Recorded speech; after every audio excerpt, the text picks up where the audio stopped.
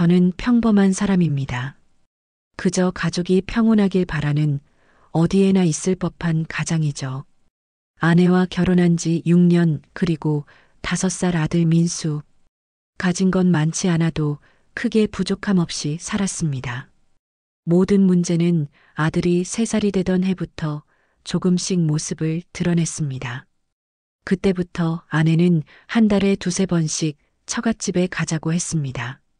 장모님이 손주를 보고 싶어 하신다며 잠깐 들렀다 오자고 했죠. 저는 처음엔 마다할 이유가 없었습니다. 우리 아이가 사랑받는 건 좋은 일이니까요. 하지만 이상한 점이 있었습니다.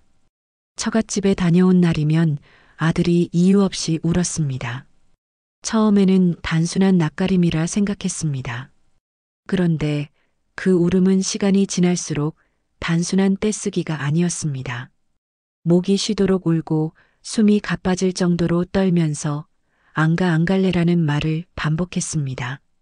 아내는 처음엔 달래보려 했지만 시간이 지나면서 점점 짜증을 냈습니다. 여보, 애가 왜 이렇게 예민해졌는지 모르겠어. 너무 오냐오냐해서 그래. 저는 고개를 끄덕이며 넘어갔습니다. 하지만 어느 순간부터 민수의 울음에는 설명할 수 없는 공포가 묻어나기 시작했습니다. 처갓집에 다녀온 날 아이는 밤에 잠을 자지 않으려 했습니다. 불을 끄면 바로 벌떡 일어나 울면서 말했습니다. 엄마, 불 켜줘. 어두운데 싫어. 할머니 집 같아서 무서워. 그 말에 저는 순간 멈칫했습니다. 할머니 집이 왜? 라는 생각이 들었지만 이 말을 들은 아내는 오히려 차갑게 말했습니다. 또 시작이네. 여보, 애 왜 이렇게 예민하게 키워? 엄마가 듣기라도 하면 얼마나 속상하겠어. 그날 밤 저는 조용히 민수에게 물었습니다. 민수야, 할머니 집에서 무서운 일 있었어? 민수는 잠시 제 얼굴을 바라보더니 입을 꾹 다물고 고개를 저었습니다. 하지만 그 눈빛은 분명히 말하고 싶지만 말할 수 없다는 공포였습니다. 며칠 뒤 저는 또 하나의 이상한 장면을 목격했습니다. 거실에서 놀던 민수가 조용해졌길래 방에 들어갔더니 아이는 이불 속에 숨은 채 작게 중얼거리고 있었습니다. 싫어하지 마. 또한 민수는 손톱을 피가 나도록 물어뜯기 시작했습니다. 장난감을 만지면 할머니 집 가는 길이란 그림만 나오면 무표정하게 X표를 그어버렸습니다. 어느 주말 아내 생일이라 처갓집 가족들이 모이자는 연락이 왔습니다. 저는 내심 걱정됐지만 아내의 표정이 기대에 차 있어서 그냥 차에 올랐습니다. 민수는 뒷좌석에서 멍하니 창밖만 보고 있었죠. 문제는 처갓집 근처 골목에 들어서는 순간 벌어졌습니다. 백미러로 본 민수는 숨을 크게 들이쉬더니 두 팔로 시트벨트를 꽉 잡고 몸을 떨기 시작했습니다. 아빠, 우리 집 가자. 제발 돌아가자, 제발. 그 말은 떼쓰는 아이의 투정이 아니었습니다. 입술을 깨물어 피가 맺혀 있었고 눈은 충혈되어 있었습니다. 아내는 민수를 향해 차갑게 말했습니다. 민수야, 그만해. 할머니한테 신뢰되는 거야. 민수는 그 순간 마치 죽을 힘을 다해 소리쳤습니다. 싫어. 그 집 싫어. 가지마. 저는 그날 처음 아들의 손이 얼마나 떨리고 있었는지 느꼈습니다. 집으로 돌아온 밤 민수는 제 방으로 걸어와 제 옷자락을 붙잡았습니다. 아빠, 나 혼자 방에 두고 가지 마. 또 그러면 안 돼 또. 그 또라는 말이 제 귀에 계속 맴돌았습니다. 머리가 새하얘질 만큼 불길했습니다. 민수야, 누가 그랬어? 할머니가? 외삼촌이? 민수는 아무 말도 하지 않았습니다. 단지 고개를 가로저으며 울기만 했습니다. 그날 저는 거실불도 끄지 못한 채 밤새 앉아 있었습니다. 내가 뭘 놓치고 있는 거지? 정말 단순한 예민함일까? 아니면 다음 날 저는 아내에게 말했습니다. 당분간 처갓집에 가지 말자. 민수가 너무 힘들어해. 그러자 아내는 굳은 표정으로 말했습니다. 당신 지금 우리 엄마를 의심하는 거야? 그 말을 듣는 순간 저는 더 이상 대화가 통하지 않음을 깨달았습니다. 그날 밤 저는 조용히 노트북을 켰습니다. 그리고 주문했습니다. 작은 카메라 하나를 확인해 보자. 나는 직접 보고 판단하겠다. 민수가 잠든 방을 바라보며 저는 마음속으로 다짐했습니다. 무슨 일이 있어도 이번엔 외면하지 않겠다. 민수가 잠든 그날 밤 저는 좀처럼 잠을 이룰 수 없었습니다. 노트북 화면의 불빛만이 거실 한쪽을 희미하게 비추고 있었습니다. 화면 속 쇼핑몰 페이지에는 소형 카메라, 무선 녹화기 같은 단어들이 계속 눈에 들어왔습니다. 그때까지만 해도 저 자신이 이렇게까지 의심 많은 사람이 될 줄 몰랐습니다. 하지만 아들의 눈빛이 머릿속에서 떠나질 않았습니다. 불 꺼진 방에서 울던 그 눈빛, 차 안에서 떨던 그 작은 어깨, 그리고 그 한마디 또 그러면 안 돼. 그건 단순한 아이의 표현이 아니었습니다. 다시 반복된다는 것을 알고 있는 사람의 말이었습니다. 며칠 후 아내에게 조심스레 말을 꺼냈습니다. 민수가 요즘 너무 힘들어해. 처갓집은 조금 쉬자. 아내는 젓가락을 놓더니 차갑게 웃었습니다. 또 그 얘기야? 당신 요즘 왜 그래? 우리 엄마 아빠가 민수한테 얼마나 잘해주는데. 나도 알아. 하지만 민수가 그 집만 가면 울잖아. 그냥 한 번만 이유라도 알아보자고. 아내의 얼굴이 굳었습니다. 설마 당신 우리 가족을 의심하는 거야? 그 말에 저는 아무 대답도 못했습니다. 의심이라는 단어가 너무 날카로워서 입안에서 멈춰버렸습니다. 그날 저녁 아내는 민수를 데리고 처갓집에 갔습니다. 저에게는 문자 한 통만 남겼습니다. 나 혼자 애 데리고 갈게. 괜히 불편하게 만들지 마. 그날 밤 늦게 아내와 민수가 돌아왔습니다. 아내는 아무렇지 않게 가방을 풀었지만 민수는 현관에서 한 발자국도 움직이지 않았습니다. 신발도 벗지 못한 채 고개를 숙이고 있었습니다. 민수야, 뭐해? 들어가야지. 그때 아이가 제 눈을 잠깐 올려봤습니다. 그 눈빛에는 분명히 말하지 못한 무언가가 담겨 있었습니다. 울지도 않았고 떼쓰지도 않았습니다. 그저 아빠 말해도 될까? 라는 질문이 담긴 듯한 눈이었죠. 그 순간 저는 확신했습니다. 이건 예민함도 낯가림도 아니었다.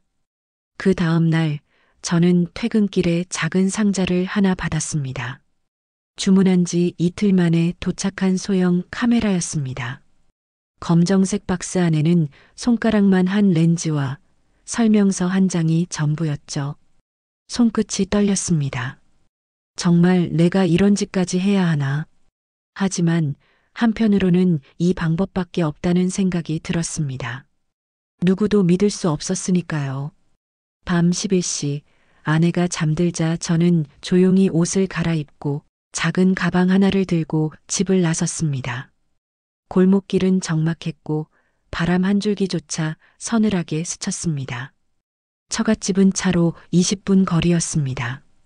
도착하자마자 저는 주변을 두리번거리며 문 앞에 섰습니다. 초인종을 누르지 않고 열쇠 꾸러미에서 아내가 맡겨둔 예비 열쇠를 꺼냈습니다. 그냥 확인만 하자. 그게 죄는 아니잖아. 스스로에게 그렇게 말하며 문을 열었습니다. 처갓집은 늘 깨끗했습니다. 향초 냄새가 은은하게 났고 장모님의 수집품들이 가지런히 진열되어 있었죠. 하지만 그날따라 공기가 다르게 느껴졌습니다. 어딘가 차갑고 낯설었습니다. 저는 조심스레 아이가 머무는 작은 방으로 들어갔습니다. 그 방엔 아기자기한 장난감들과 민수가 좋아하던 그림책들이 있었지만 이상하게도 분위기가 싸늘했습니다. 책장 위 인형 사이에 조그만 카메라를 숨겼습니다. 렌즈가 방 전체를 비출 수 있도록 각도를 조정했습니다. 녹화 버튼을 누르는 순간 손끝이 차가워졌습니다. 혹시 내가 너무 의심하는 걸까?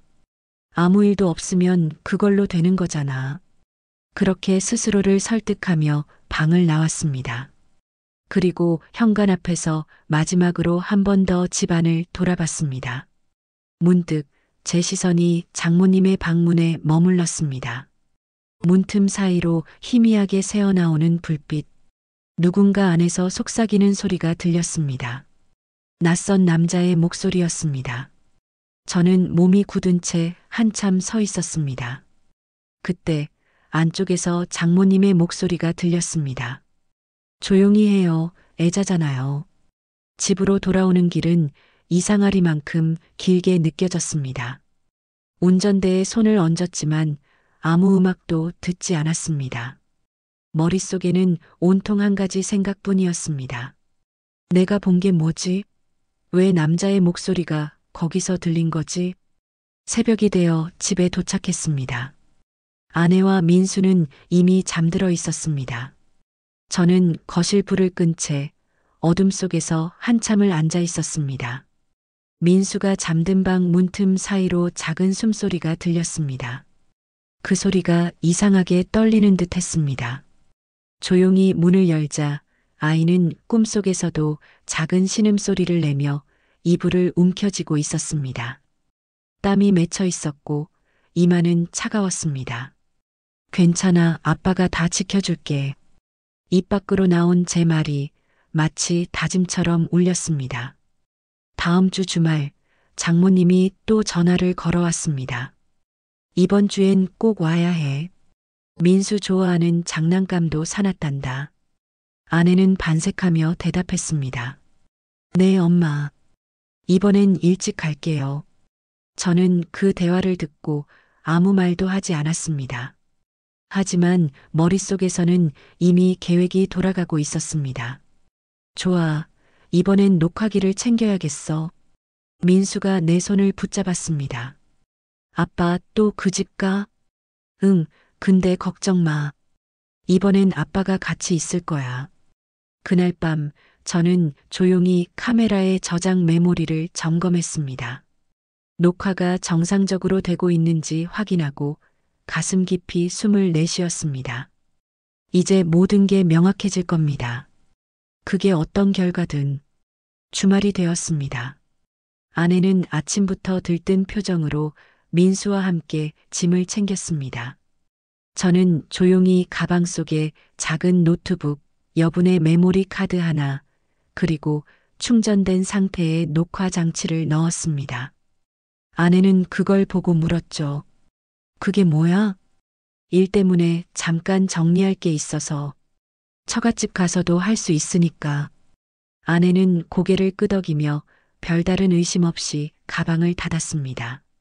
차에 타자 민수는 또다시 말없이 창밖을 바라보았습니다. 손은 여전히 시트벨트를 꽉 쥐고 있었고 입술은 말라 있었습니다. 괜찮아. 아빠가 옆에 있을 거야. 제가 조용히 말했을 때 민수는 천천히 고개를 끄덕였습니다. 하지만 눈동자는 여전히 두려움에 잠겨 있었습니다. 도착과 동시에 장모님은 환하게 웃으며 우리를 반겼습니다. 왔구나. 민수야, 우리 동물 인형 사놨는데 볼래? 하지만 민수는 대답하지 않았습니다. 숨을 삼키듯 작게 떨었을 뿐입니다. 아내가 민수를 달래며 방으로 데려갔고 저는 일부러 늦게 들어가는 척하며 처갓집 주변을 살폈습니다. 카메라는 이미 설치된 상태였습니다. 문제는 이제 기록된 걸 확인할 수 있는 환경을 만드는 것이었습니다. 처갓집에서 시간을 보내는 동안 민수는 아무 말도 하지 않았습니다. 밥도 제대로 먹지 않았습니다. 장모님은 계속 말을 걸었지만 아이는 고개만 숙인 채 접시에 놓인 밥풀을 손가락으로 문질렀습니다. 아내가 말했습니다. 민수야, 할머니한테 인사 좀 해. 왜 이렇게 예의가 없어? 민수는 떨리는 목소리로 겨우 말했습니다. 싫어. 집에 갈래. 장모님은 민수의 손을 꼭 잡으며 웃었지만 그 미소가 이상하게 서늘해 보였습니다. 괜찮아. 금방 엄마 아빠 올 거야. 우리 민수 잘 놀고 있을 수 있지? 내 식구가 잠시 밖에 나가자는 제안을 했을 때 저는 일부러 따라가지 않았습니다. 잠깐 일 좀 하고 갈게요. 금방 따라갈게요. 아내는 못마땅해 했지만 장모님이 막았죠. 일 있다잖아. 민수, 엄마랑 먼저 가자. 민수는 제 옷자락을 붙잡으며 속삭였습니다. 아빠 가지 마. 그 말이 귓가에 오래 남았습니다. 집안에 아무도 없자 저는 곧장 아기 방으로 들어갔습니다. 침대 옆 장식장의 인형 사이에 있던 카메라를 꺼냈습니다. 손이 축축하게 젖어 있었고 심장은 이상할 정도로 빨리 뛰었습니다. 노트북을 열고 메모리 카드를 꽂았습니다. 한참 동안 화면이 깜빡거리더니 영상 목록이 떠올랐습니다. 날짜와 시간이 그대로 찍혀 있었습니다. 처갓집에 왔던 지난 3번의 기록이 모두 남아 있었습니다. 저는 가장 최근 영상부터 재생했습니다. 카메라가 비춘 방에는 민수가 혼자 앉아 있었습니다. 처음엔 아무 일도 일어나지 않았습니다. 그저 아이가 혼자 그림을 그리다 멈추고 문을 한번 쳐다보고 또 그리는 모습. 하지만 몇 분 지나지 않아 문이 조금 열렸습니다. 그리고 누군가 들어왔습니다. 화면에 잡힌 건 장모님이었습니다. 그녀는 아주 다정한 목소리로 민수를 불렀습니다. 민수야, 할머니랑 잠깐 얘기할까? 민수는 아무 말 없이 고개만 끄덕였습니다. 장모님은 민수의 머리를 쓰다듬었고 처음엔 평범해 보였습니다. 그런데 갑자기 장모님이 민수의 어깨를 꽉 잡았습니다. 다정함은 사라졌고 표정은 차갑고 굳어 있었습니다. 민수야, 엄마한테 말하면 안 되는 거 알지? 그 집에 가기 싫다고 하면 할머니가 슬프잖아. 민수는 눈을 크게 뜨고 고개를 세차게 저었습니다. 싫어하지 마. 장모님은 한동안 아무 말 없이 민수를 내려다보더니 갑자기 민수의 손목을 잡고 방 한쪽으로 끌고 갔습니다. 카메라에는 그 다음 장면이 선명하게 잡혀 있었습니다. 민수는 울지 않았습니다. 대신 입술을 깨물고 떨면서 손톱을 파고 있었습니다. 그리고 장모님은 보면 안 될 행동을 했습니다. 단순한 훈육도, 단순한 폭력도 아니었습니다.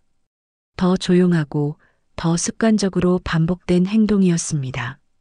그 순간 저는 숨을 쉴 수 없었습니다. 심장이 멎는 느낌이었습니다. 손끝이 저려왔습니다. 민수는 끝내 울음을 터뜨렸습니다. 하지만 목소리를 크게 내지 않았습니다. 오히려 엄마한테 말하지 마 또 혼나라고 말했습니다. 그때 문 밖에서 익숙한 발소리가 들렸습니다. 아내였습니다. 장모님은 민수의 얼굴을 손으로 감싸며 속삭였습니다. 쉿, 이건 우리 비밀이지? 엄마 앞에서 울면 안 돼. 영상은 거기서 끝났습니다. 메모리 용량이 꽉 찼는지 녹화가 멈춘 겁니다. 하지만 그 몇 분만으로도 제 세상은 무너졌습니다. 저는 화면을 본 채로 한참을 움직이지 못했습니다. 심장은 뛰지 않았고 겨우 숨만 쉬고 있었습니다. 눈물이 났는지도 모를 정도로 정신이 멍해졌습니다. 그 순간 뒤에서 누군가 문을 열었습니다. 발소리, 조심스럽게 다가오는 기척. 아내였습니다. 여보, 뭐 하고 있어? 저는 화면을 닫지도 못한 상태로 천천히 고개를 돌렸습니다. 아내는 화면을 보는 순간 입술을 깨물며 말했습니다. 그거 봐버렸구나. 아내는 화면을 보자마자 발걸음을 멈췄다. 눈동자가 흔들리고 한동안 숨을 고르는 소리가 들렸다. 그리고 아주 낮은 목소리로 말했다. 그거 꺼줄래? 나는 노트북을 덮지 않았다. 대신 화면을 멈춘 채로 아내를 바라보았다. 아내는 천천히 다가와 내 옆에 앉았다. 손등이 차가웠다. 여보, 제발 그 영상 그냥 지워줘.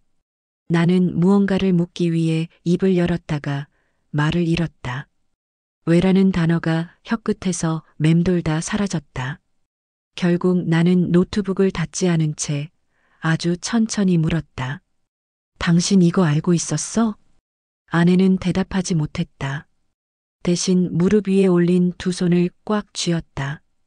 손등에 핏줄이 도드라졌다. 그리고 마침내 눈을 감은 채 말했다. 미안해, 나 어떻게 해야 할지 몰랐어. 그 말은 고백이었고 동시에 포기처럼 들렸다. 내 속에서 무언가 부서지는 소리가 났다. 하지만 나는 소리치지 않았다. 이유를 들어야 했다. 모든 것을 지금. 언제부터? 아내는 대답 대신 한숨을 길게 내뱉었다. 오랜 침묵 끝에 마치 오래된 상자를 여는 듯한 목소리로 말을 꺼냈다. 처음은 내가 민수 낳고 얼마 안 됐을 때였어. 엄마가 애 봐준다고 했고 나는 편했지.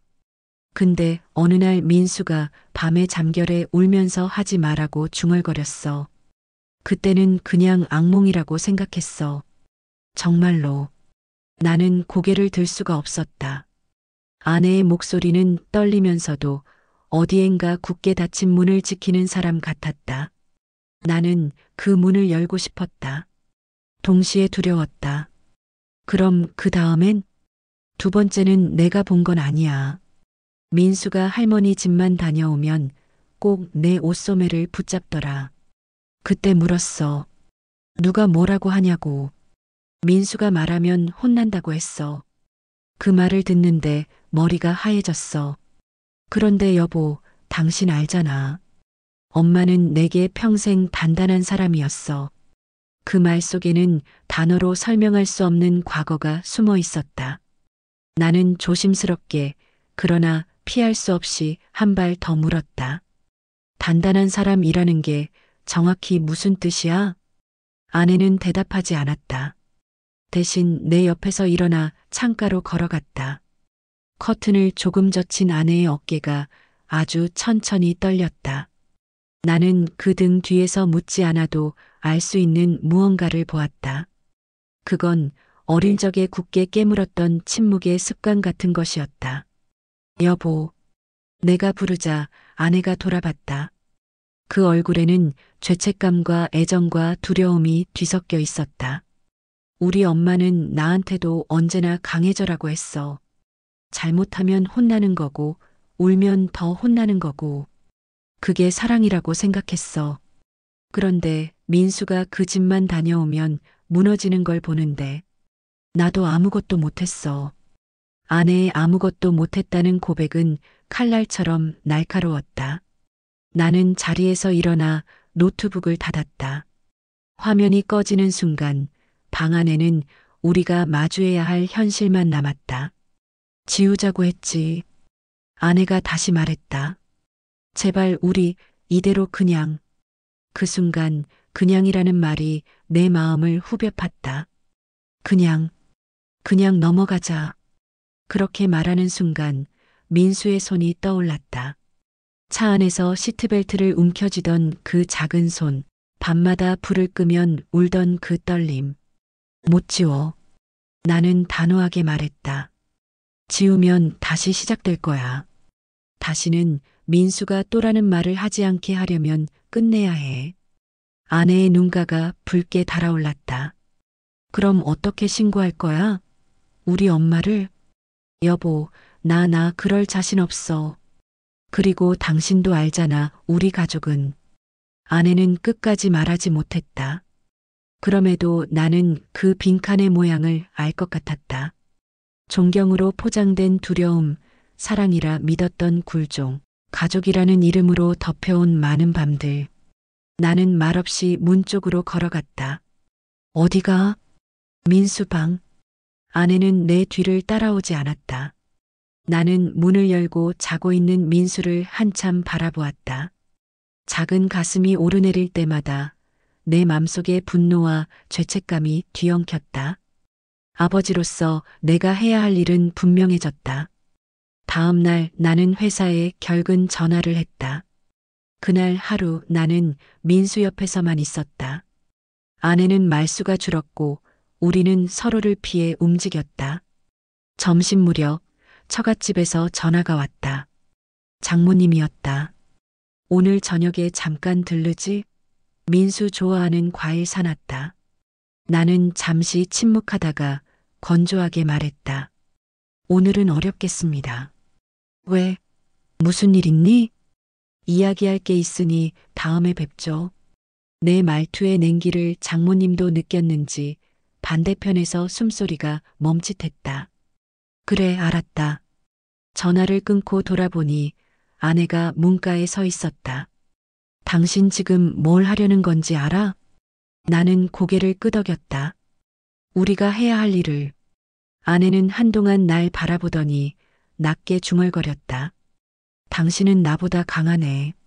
그 말은 칭찬이 아니었다. 아내의 어깨에는 오랫동안 내려놓지 못한 짐의 모양이 선명했다.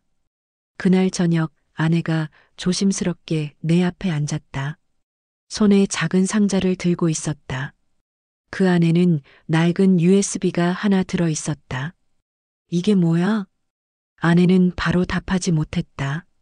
한참을 망설이다. 마치 자신을 설득하듯 말했다. 예전에 우연히 엄마 방 서랍에서 찾은 거야. 무슨 영상인지 모르겠는데 나는 못 봤어. 그냥 넣어두고 잊었어. 그때도 겁이 났거든. 나는 USB를 바라보았다. 작은 쇠조각 하나가 방 안의 공기를 바꿔놓았다. 보지 않았다는 말, 잊었다는 말, 그리고 지금 내 앞에 내밀었다는 사실. 지금 볼래? 아내가 물었다. 나는 고개를 저었다. 아니, 지금은 아니야. 아내가 놀란 눈으로 나를 봤다. 나는 조용히 말을 이었다. 증거가 늘어나는 건 중요하지만 지금은 민수가 먼저야. 우리가 어떤 선택을 하든 그 아이가 다시 그 집을 만나는 일은 없어야 해. 아내는 그제야 고개를 끄덕였다. 그러나 고개를 끄덕이는 동안에도 눈물은 멈추지 않았다. 그 눈물은 자신을 향한 분노와 나를 향한 미안함과 어딘가를 향한 공포가 뒤섞인 빛깔이었다. 밤이 깊었다. 나는 거실에 노트북을 올려두고 연락처 목록을 열었다. 상담센터, 변호사 사무실, 아동 관련 기관의 이름들이 주르르 떴다. 그 하나하나를 바라보는 동안 손끝은 느리게 움직였다. 전화를 걸지는 않았다. 이 판을 어떻게 짜야 하는지 내 안에서 아직 무게가 기울고 있었기 때문이다. 그때 아내가 조심스럽게 말했다. 여보, 혹시 우리 그 USB 나중에 봐도 될까? 나는 고개를 끄덕였다. 응, 나중에. 우리는 어쩌면 같은 것을 두려워하고 있는지도 몰랐다. 화면 속에서 다시 얼굴을 마주할지도 모르는 과거. 아내는 그 과거 속 어딘가에 서 있었을 것이다. 그리고 나는 그 사실을 아는 듯 모르는 듯 피해왔다. 침묵 끝에 나는 마지막으로 말했다. 민수는 더 이상 그 집에 가지 않아. 아내가 고개를 끄덕이며 대답했다. 응. 그 밤 우리는 같은 집에서 서로 다른 자리에서 밤을 새웠다. 나는 거실에서 눈을 감지 못했고 아내는 침실에서 불을 끄지 못했다.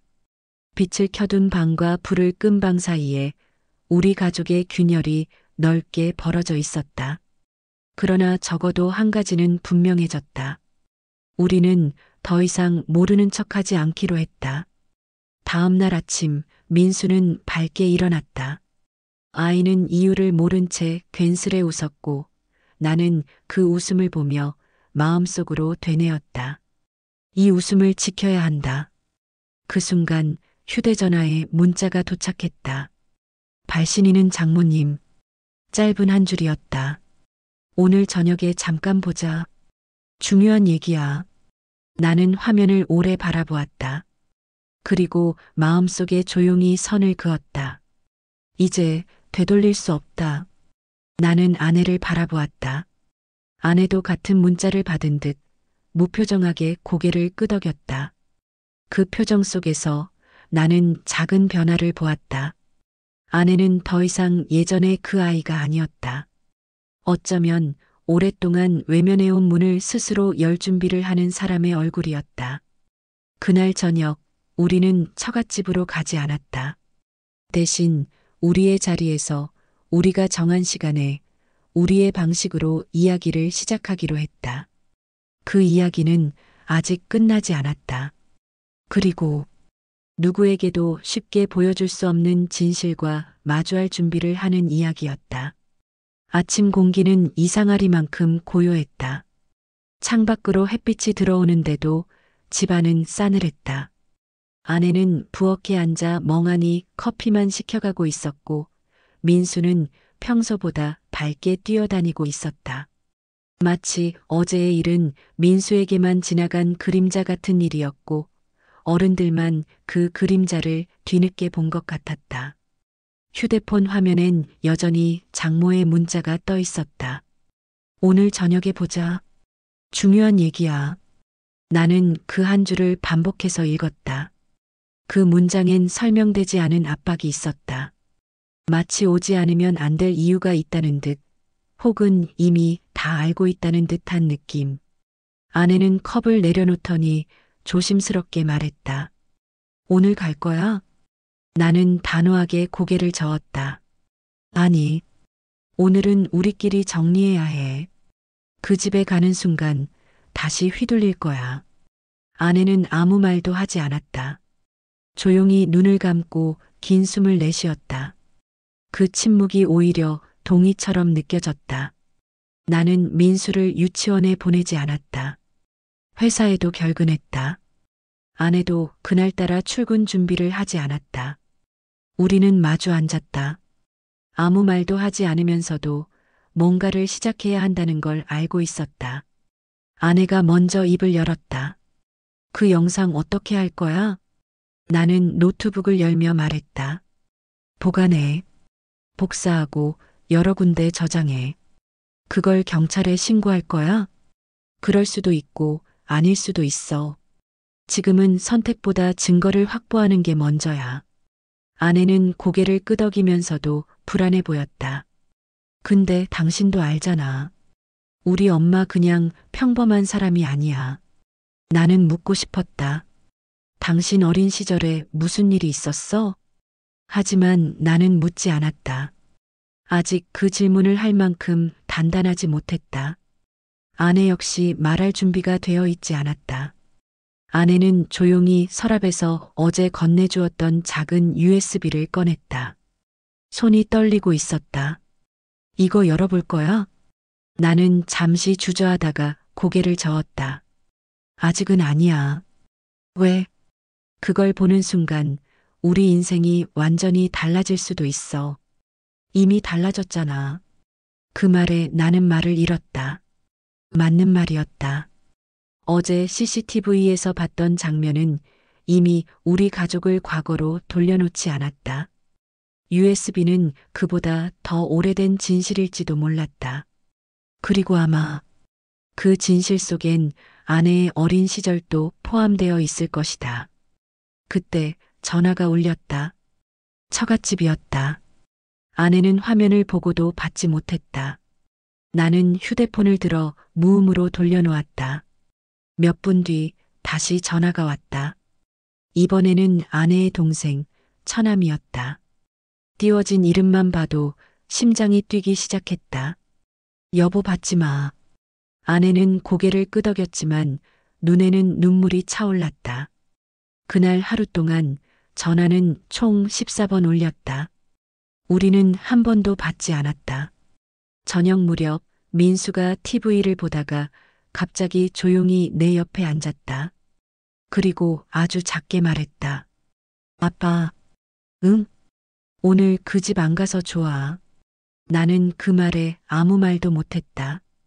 아이의 목소리는 너무나 평온했지만 그 안엔 오래 참아온 불안이 서려 있었다. 민수가 내 손등에 손을 얹으며 속삭였다. 아빠, 이제 안 가도 돼? 나는 숨을 깊게 들이쉬고 한 단어만 대답했다. 응.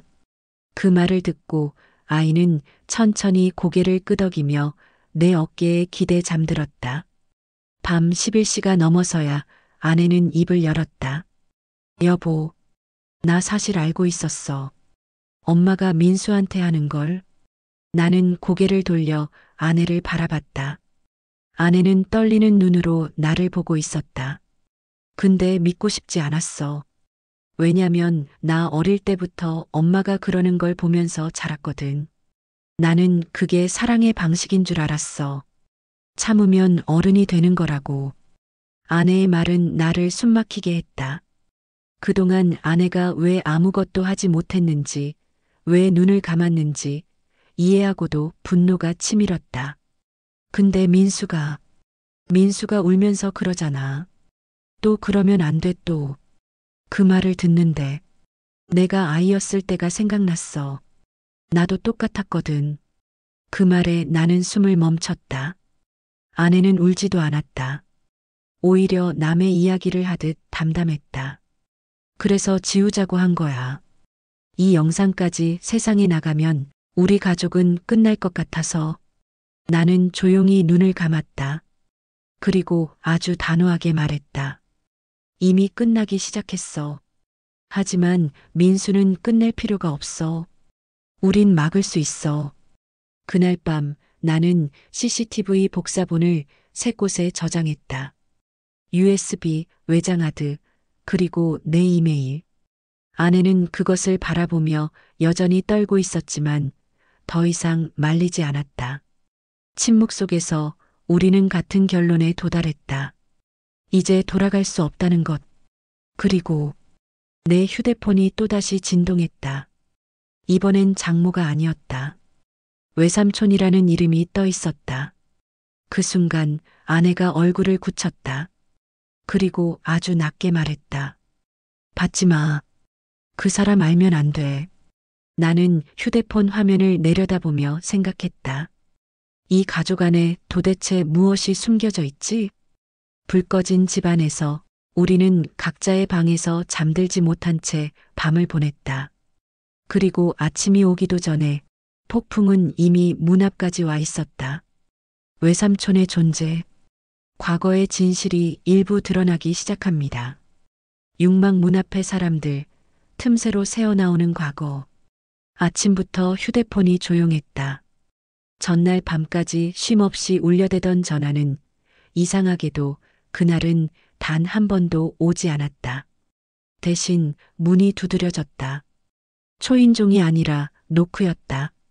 가볍지도 무겁지도 않은 성격을 가늠하기 어려운 박자. 아내가 나를 쳐다봤다. 우리는 서로 말없이 고개를 끄덕였다. 나는 문으로 다가가 고리만 걸친 채로 물었다. 누구세요? 잠깐의 정적 끝에 낮고 건조한 목소리가 들렸다. 나야. 문 좀 열어봐. 그 목소리를 아내가 먼저 알아들었다. 아내가 들숨을 삼켰다. 아주 작게 그러나 분명히 중얼거렸다. 외삼촌이야. 나는 고리만 걸어둔 문을 조금 열었다. 틈 사이로 보이는 얼굴은 놀랄 만큼 평온했다. 중년의 남자, 잘 정리된 머리, 차분한 눈. 그는 나를 머리끝부터 발끝까지 훑어보고는 웃지도 인상 쓰지도 않은 얼굴로 말했다. 얘기 좀 하지. 나는 문을 더 열지 않았다. 지금은 어렵습니다. 어렵지 않아. 그는 부드럽게 마치 부탁처럼 말했지만 그 부드러움 속에 이상하게 압박이 섞여 있었다. 다른 사람 오기 전에 우리끼리 정리하자고. 다른 사람? 나는 그 말에 걸음을 멈췄다. 아내가 뒤에서 내 셔츠 소매를 잡아당겼다. 열지 마. 그 작은 속삭임이 등줄기를 타고 내려왔다. 내가 고개를 끄덕이는 순간 민수가 거실에서 나왔다. 잠옷바지 끝이 발 뒤꿈치에 끌렸다. 민수는 문틈 너머의 사람을 보고 그대로 굳었다. 그리고 아주 낮게, 그러나 내 가슴을 찢는 소리로 말했다. 삼촌 오면 안 돼. 나는 즉시 문을 닫았다. 고리를 다시 채우며 깊게 숨을 내쉬었다. 바깥에서 노크 소리가 잠시 멈췄다가 이번엔 초인종이 울렸다. 한 번, 두 번, 세 번. 그는 마치 시간이 많다는 듯 천천히 버튼을 눌렀다. 나는 문 앞에 서서 말했다.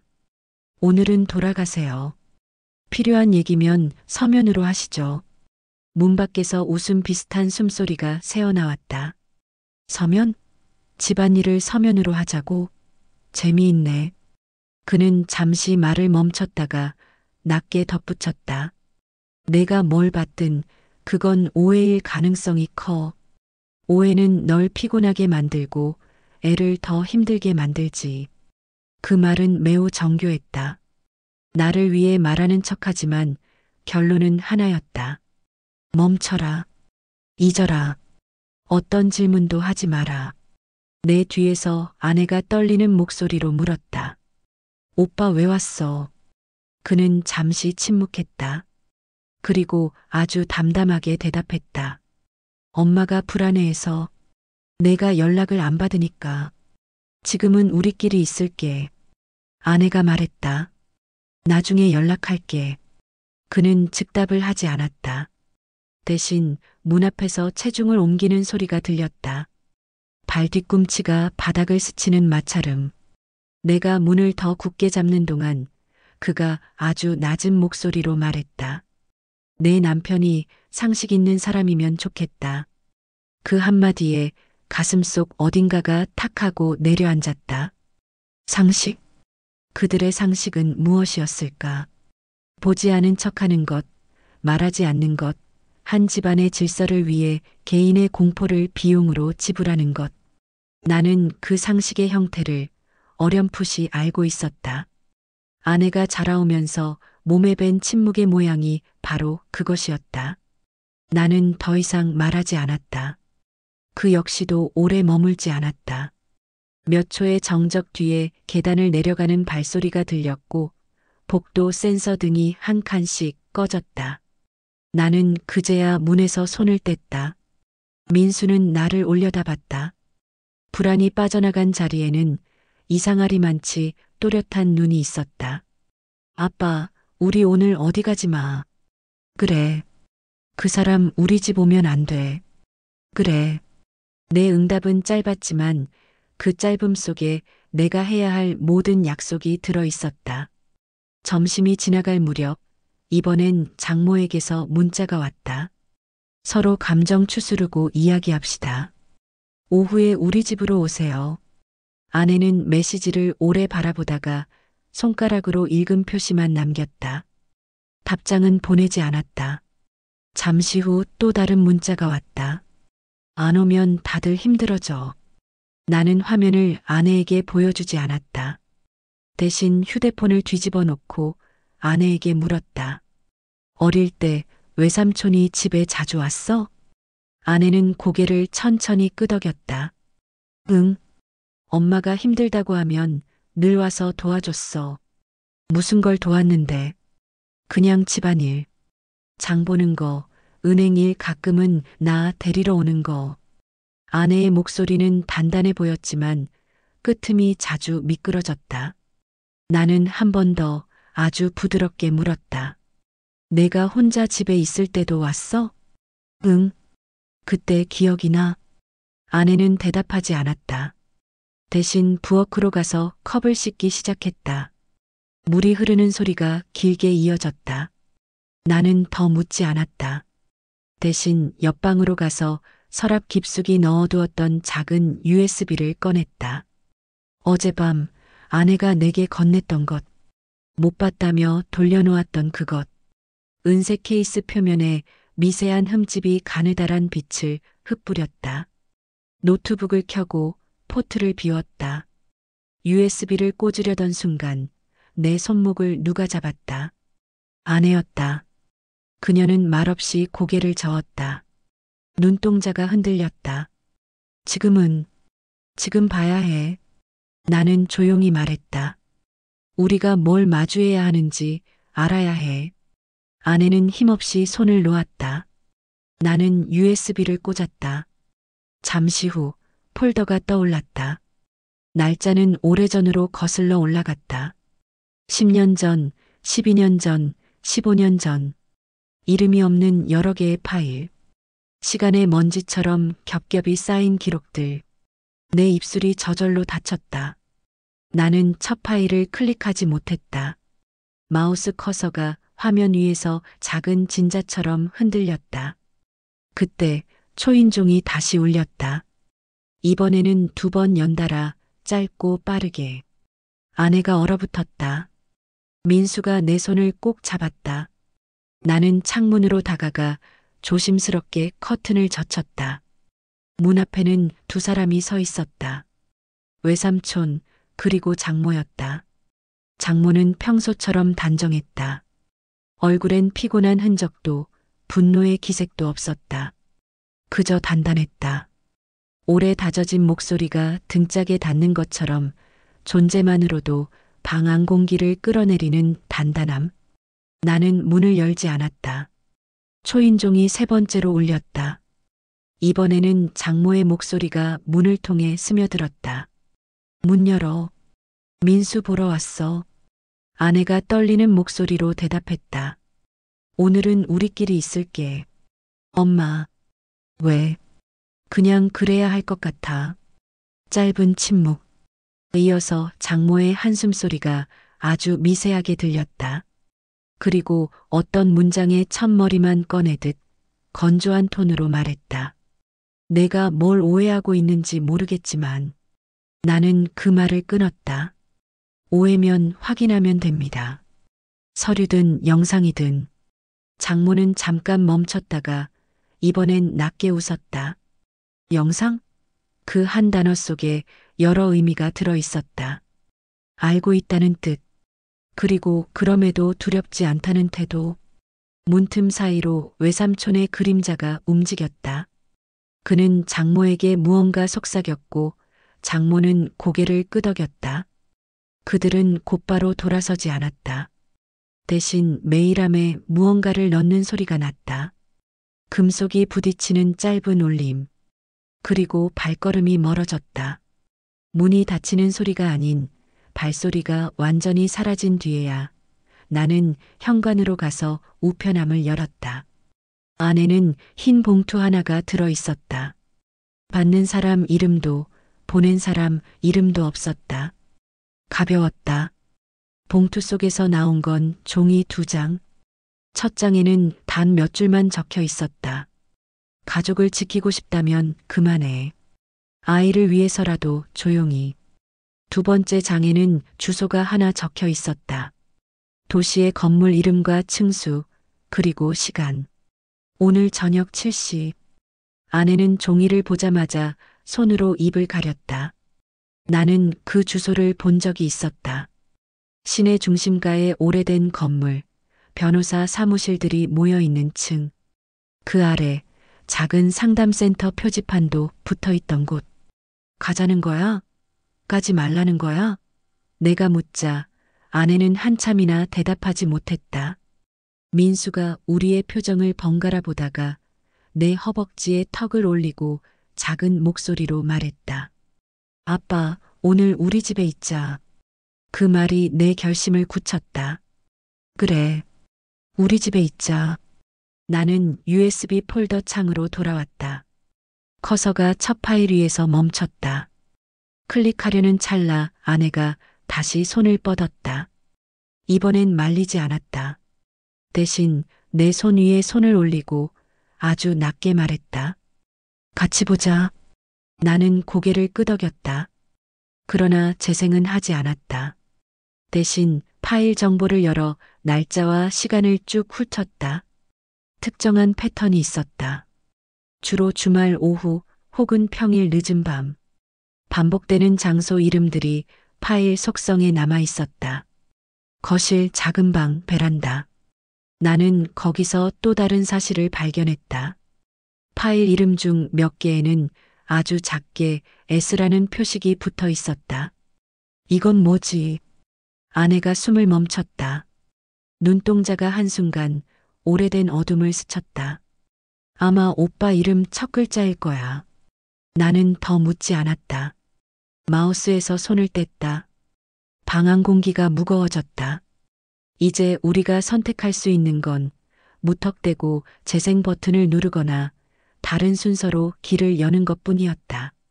나는 노트북을 덮었다. 아내가 놀란 눈으로 나를 봤다. 왜? 순서를 바꾸자. 내가 말했다. 우선 민수부터 지키고 밖의 것들을 차례로 정리해. 카메라 백업, 연락 기록 저장, 오늘 온 봉투 스캔. 그리고 내가 감당할 수 있을 만큼만 본다. 아내는 긴 숨을 내쉬고 처음으로 내 손을 꽉 잡았다. 고마워. 그 말은 구원이 아니라 마침내 같은 방향을 바라보겠다는 약속처럼 들렸다. 해가 기울 무렵 문 앞에는 더 이상 아무도 오지 않았다. 휴대폰도 조용했다. 대신 내 메일함에 발신자 없는 메시지 하나가 도착했다. 제목은 비어 있었고 본문에는 단 한 줄. 너도 내 가족이 있잖아. 나는 메일을 별도의 폴더에 저장하고 스크린샷을 남겼다. 작은 조각들이 제자리를 찾아가고 있었다. 완성된 그림은 아직 보이지 않았지만 그림의 색감이 어떤지는 어렴풋이 느껴졌다. 밤이 됐다. 민수는 내 옆에서 잠들었다. 불을 끄지 않았다. 아내가 조용히 물었다. 우린 끝까지 갈 수 있을까? 나는 대답하지 않았다. 대신 천천히 고개를 끄덕였다. 아내가 눈을 감았다. 긴장이 조금 풀어졌는지 얕은 숨이 고르게 이어졌다. 그때 노트북 화면의 대기등이 아주 작게 깜빡였다. USB는 아직 꽂혀 있었다. 미처 재생하지 못한 파일들은 여전히 그 자리에 있었다. 나는 화면을 바라보다가 아주 조용히 혼잣말을 했다. 내일 보자. 그 말은 약속이자 경고였다. 우리는 아직 미공개의 경계를 넘지 않았다. 그러나 발끝은 이미 선을 밟았다. 다음 한 걸음을 내딛는 순간 돌아갈 곳은 없을 것이다. 나는 자리에서 일어나 베란다 창문을 잠갔다.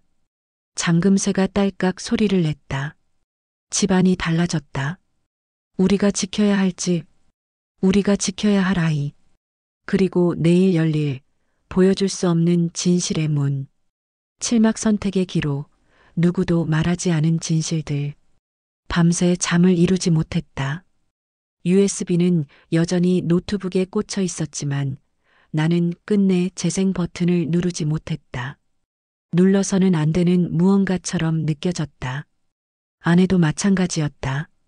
불을 끄지 않은 채 침대에 앉아 있었고 민수는 그 사이에서 내 손을 꼭 잡고 자고 있었다. 마치 우리보다 먼저 진실을 알고 있었던 사람처럼 아주 깊게 잠든 얼굴이었다. 새벽 5시쯤 나는 거실로 나왔다. 노트북을 켜고 CCTV와 문자, 우편, 그리고 USB 파일들을 하나의 폴더에 정리했다. 파일 이름을 일일이 날짜와 시간대로 바꿔 저장했다. 그 작업은 단순했지만 마치 나 자신에게 다짐하는 의식 같았다. 이제는 도망치지 않겠다.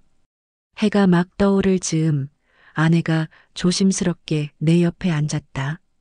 당신 다 정리해 둔 거야? 나는 고개를 끄덕였다. 응, 다 백업도 해놨어. 그럼 신고할 거야? 그 질문은 단순한 확인이 아니었다. 우리 가족을 세상에 드러낼 준비가 되어 있느냐는 물음이었다. 나는 쉽지 않게 입을 열었다. 신고하면 당신은 어떻게 될까 생각해 봤어? 아내는 아무 말도 하지 못했다. 눈빛이 흔들렸다. 당신도 피해자일 수 있어. 근데 증언해야 하고 경찰 조사받고 가족은 완전히 갈라질 거야. 아내는 묵묵히 듣고만 있었다. 하지만 아무것도 안 하면 내가 말을 이었다. 그럼 민수가 평생 또라는 말을 하며 살게 될 거야. 그 말에 아내는 고개를 숙였다. 눈물이 뚝 떨어졌다. 그럼 어떻게 해야 돼? 나는 조용히 말했다. 우리가 겁내는 건 진실 그 자체가 아니라 그 진실을 보여줬을 때 달라지는 우리 삶이야. 근데 민수는 우리보다 더 힘들었잖아. 아내는 울컥하며 입을 틀어막았다. 나는 그 손을 조심스럽게 잡았다. 그래서 도망치지 말자. 하지만 감정적으로 움직이지도 말자. 준비를 하자. 그날 오전 나는 휴대폰으로 아동보호 전문 변호사, 심리상담센터, 법률구조공단 연락처들을 찾아 저장했다. 전화는 걸지 않았다. 대신 메모장에 이렇게 적었다. 증거 확보 완료 CCTV 메모 문자 USB 위치 민수 상태 기록 언어 이상 행동 녹음 가능 외부 전문가 접촉 시기 아내 동의 후 처가 측과 단독 접촉 금지. 그 순간 이메일 알림이 울렸다. 보낸 사람 이름은 없고 제목도 없었다. 내용은 단 한 줄. 애를 생각한다면 멈춰라. 그리고 아래에는 짧은 영상이 첨부되어 있었다. 재생은 하지 않았다. 하지만 그 파일명에 적힌 날짜가 불길했다. USB 폴더에 있던 날짜와 겹쳐 있었다. 즉, 누군가는 우리가 USB를 갖고 있다는 걸 알고 있었다. 오후가 되자 민수가 내 옆에 와 앉았다. 아빠, 응? 오늘 우리 그 집 안 가지? 응. 그럼 내일도 안 가? 나는 잠시 말이 막혔다. 응. 내일도 안 가. 민수는 그제야 내 어깨에 기대며 작은 목소리로 말했다. 그럼 나 이제 안 울어도 돼? 그 말에 나는 아무 말도 못했다. 대신 민수를 끌어안으며 속으로 다짐했다. 이 아이는 더 이상 울면 안 된다. 어떤 이유로도. 저녁 무렵 또다시 초인종이 울렸다. 이번엔 아무도 나서지 않았다. 우리는 문을 열지 않았다. 잠시 후 누군가 현관 앞으로 무언가를 밀어놓고 갔다. 봉투, 흰 종이, 주소 없음. 봉투 안에는 글 한 장. 내일, 오후 2시, 이 주소로 와라. 오지 않으면 우리도 가만히 있지 않겠다. 그리고 주소가 적혀 있었다. 우리 아이가 태어난 산부인과 근처. 그곳은 장모가 일하던 곳과도 가까웠다. 아내는 종이를 보고 입술을 떨며 말했다. 엄마가 부른 거야? 나는 고개를 저었다. 모르겠어. 근데 이건 협박이든 유인책이든 선택을 강요하는 거야. 아내는 벽에 기대며 속삭였다. 우리 진짜 이제 돌아갈 수 없는 거지? 응. 무섭다. 무서워도 해야 돼. 왜? 우리가 안 하면 민수가 또 올 테니까. 밤이 되자 집은 고요해졌다. USB는 여전히 꽂혀 있었다. 그 안에 무엇이 있는지 알면서도 일부러 열지 않았다. 그건 마지막 순간에 봐야 할 것 같았다. 모든 것을 정리할 그날이 올 때 아내가 물었다. 그리고 그 파일은 언제 볼 거야? 나는 천천히 대답했다. 우리가 준비되면 감정이 아니라 증거로 움직일 수 있을 때. 그날 밤 민수는 울지 않았다. 그저 내 손을 꼭 잡고 잠들었다. 아내는 처음으로 눈물을 흘리지 않고 조용히 누워 있었다. 창밖은 조용했고 초인종도 울리지 않았다. 하지만 나는 알 수 있었다. 폭풍 전의 고요라는 것쯤은 팔막 미공개의 문, 끝내 말하지 못한 것. 밤이 내려앉았다. 창밖은 고요했고 집안은 불을 켜둔 채 조용했다. 민수는 먼저 잠들었다. 작은 손이 이불 끝을 잡고 있었지만 더 이상 떨지 않았다. 나는 노트북 앞에 앉았다. 어제부터 꽂아둔 USB가 그대로 있었다. 아내가 내 옆에 조용히 앉았다. 서로 말은 하지 않았지만 같은 결심이 우리 사이를 지나갔다. 지금 볼까? 내가 묻자 아내는 짧게 고개를 끄덕였다. 손가락이 무릎 위에서 포개졌다가 풀렸다. 그 작은 떨림을 보며 나는 재생 버튼 위에서 커서를 멈췄다. 우리는 첫 파일이 아닌 가장 오래된 날짜를 골랐다. 시작은 오래된 곳에서부터 해야 한다고 본능이 그렇게 말하는 듯 했다. 클릭. 화면이 어두운 방을 비췄다. 낡은 벽지, 오래된 장식장, 문틈으로 스며드는 희미한 불빛. 카메라의 숨소리 같은 잔 잡음이 들렸다. 사람이 있다. 화면 밖에서 누군가 움직인다. 아주 조용히, 아주 익숙하게. 아내가 내 손등을 움켜쥐었다. 저 방 알아. 나는 묻지 않았다.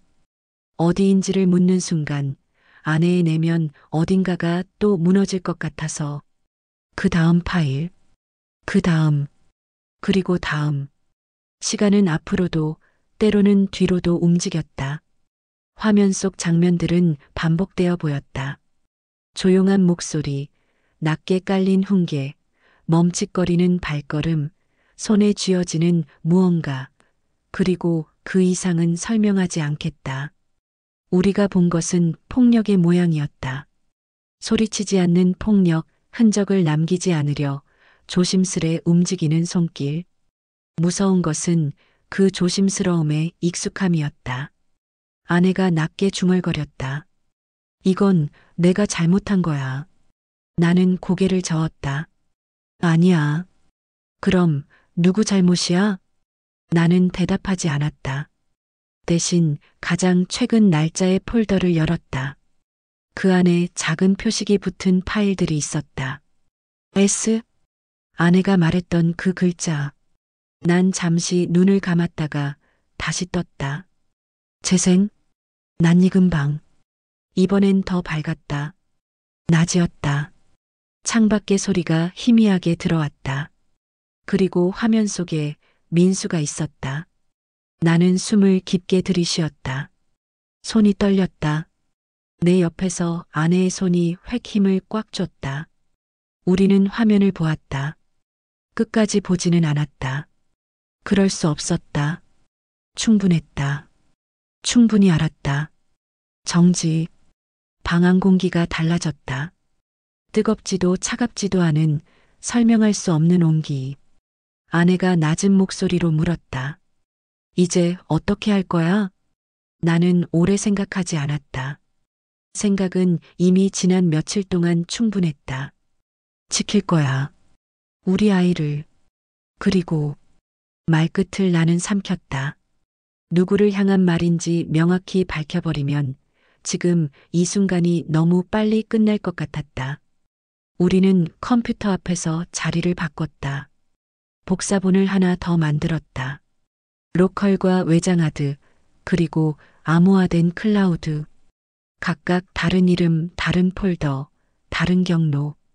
저장 막대가 천천히 차오르는 동안 아내는 USB를 내려다봤다. 이걸 세상에 내보내면 우리 삶은 완전히 바뀔 거야. 응. 근데 안 내보내면? 그럼 우리 아이가 바뀌게 될 거야. 아내는 입술을 깨물었다. 눈가가 젖었다가 다시 말랐다. 그럼 우리 어느 선까지만 하자. 지금 당장은. 나중에. 응, 나중에. 우리는 서로의 눈을 마주 보았다. 그리고 고개를 끄덕였다. 지금 당장은 우리가 감당할 수 있는 만큼만. 그러나 물러서지는 않는다. 뒤로 밀려나도 발끝은 선에서 떨어지지 않는다. 나는 변호사 사무실 주소를 캘린더에 옮겨 적었다. 상담센터 번호 옆에 별표를 붙였다. 민수의 상태를 기록한 메모장에 오늘 날짜를 추가했다. 밤에 깨어나지 않음, 울지 않음, 손톱을 물어뜯지 않음. 그 한 줄이 내게는 어떤 문서보다 강력한 증거처럼 느껴졌다. 그때 메시지가 도착했다. 발신자 없음. 결정했나? 짧은 문장, 맥락도 서명도 없는 감시의 말투였다. 나는 답장을 보내지 않았다. 삭제도 하지 않았다. 그대로 저장했다. 증거 폴더의 마지막 칸에 넣었다.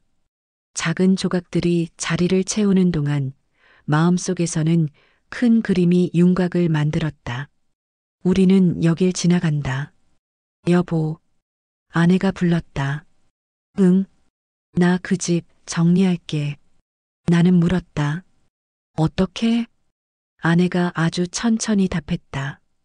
내가 먼저 엄마한테 말할 거야. 내 방식으로. 그리고 오빠에게는 연락하지 않겠어. 나는 아내의 손을 잡았다. 그 손은 아직 미세하게 떨렸지만 손등 밑으로 흐르는 맥박은 일정했다. 혼자 하지 마. 응, 우리 셋이 같이 하자. 아내의 눈에 짧은 미소가 흔들렸다. 미소라 하기에도 울음이라 하기에도 애매한 표정. 그러나 그 모든 애매함이 우리가 살아있는 방식 같았다. 우리는 다시 화면으로 돌아갔다. 이번엔 재생 버튼을 누르지 않았다. 단지 파일 목록을 바라보았다. 문자열 같은 날짜들, 숫자들의 열, 그 사이에 빈칸이 하나 있었다. 문득 아내가 말했다. 저기 빈칸. 응, 그날은 왜 없지? 나는 대답을 하지 않았다. 어쩌면 우리도 모르는 무언가가 더 있을지도 모른다.